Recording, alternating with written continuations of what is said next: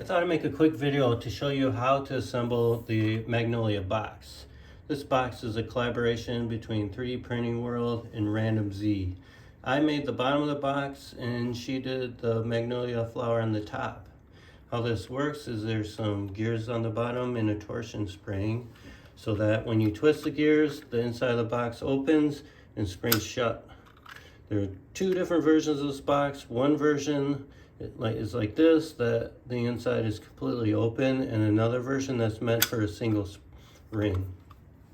For printing, you'll print the bottom of the box, which prints complete with no supports. And then you need 6 petals, 3 double and 3 single. And when you print the petals, they're kind of sensitive to the first layer. You want to make sure that you don't have a burr along these 2 edges or the locator. My first layer height was a little bit low, so I just took an X-Acto knife and cleaned up these edges.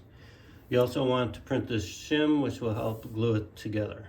Once you have all the pieces printed out and you're ready to assemble, I put mine on a piece of paper like this, just so that I can move it around and not have the petals move from having it set on the table. So all you need is a single dab of glue right there. I suggest Gorilla Glue. This is the glue I always use, but you might have another glue that you like better. First, you're going to take the shim and put it in between. This will just help support them while you glue them. So all you need on each piece is just a single dab of glue.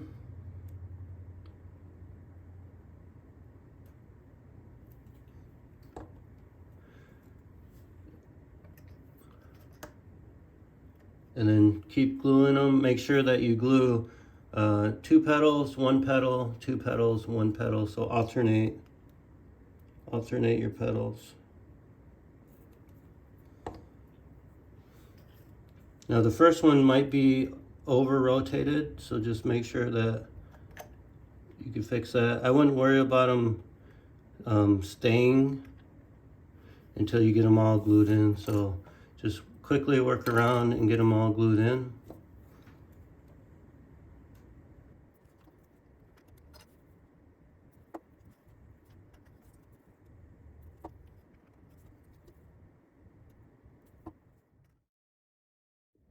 Okay, now I got them all on and glued. I'm just going to go over them real quick and press each one down to make sure it's seating correctly with the screwdriver.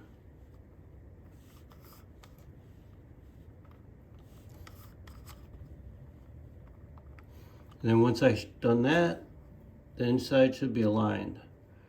So now I'll just let it sit there and let it dry.